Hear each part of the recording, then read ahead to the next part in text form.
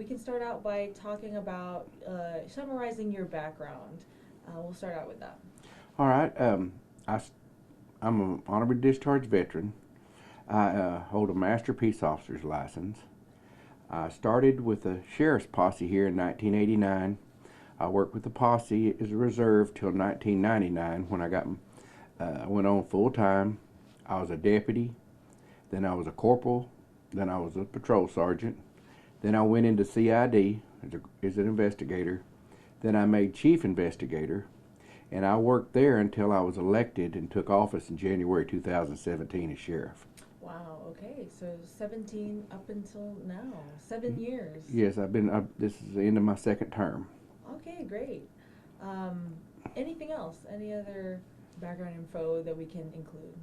Well, I've been married for 43 years. I have 3 children and 9 grandchildren, and I'm very committed to our community. That's right. Did you say you're from this area? I'm actually born in Grayson County, and I moved here when I got out of the military.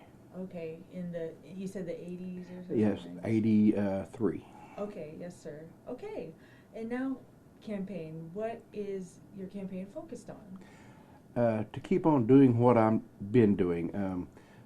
We have lowered our crime rate since 2005. It's the lowest it's ever been. When other areas, the crime rate is rising.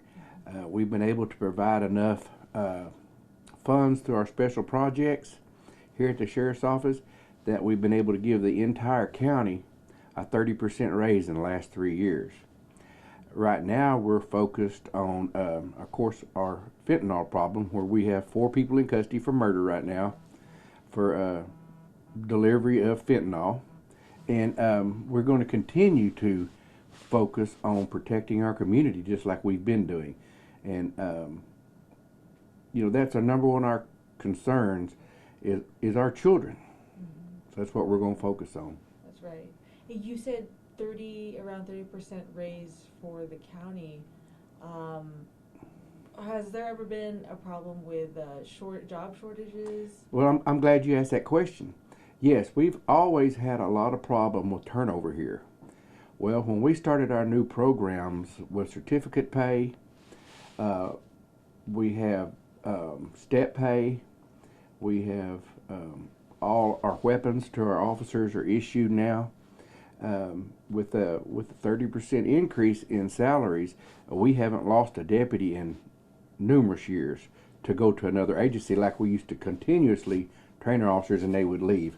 Well, that has stopped, and now we have a lot of officers wanting to come back and new officers wanting to go to work with us. Wow, that's good. When did you guys start that program, that project you were talking about? You're talking about bringing in special revenue? Yes.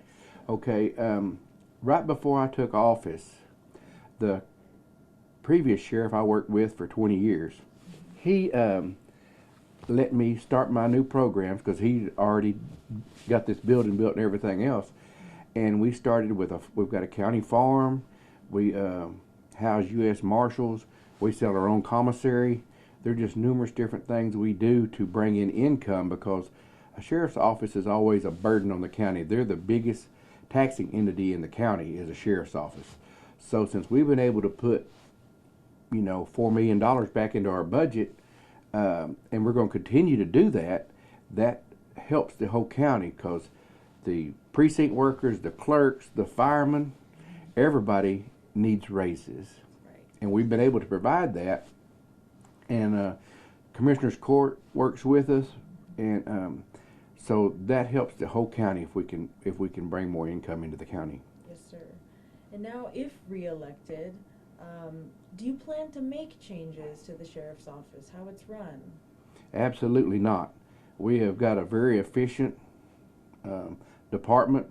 Our CID, Criminal Investigation Division, is one of the best in the state, and so is our patrol division. We work hand in hand with human trafficking and child exploitation with the FBI.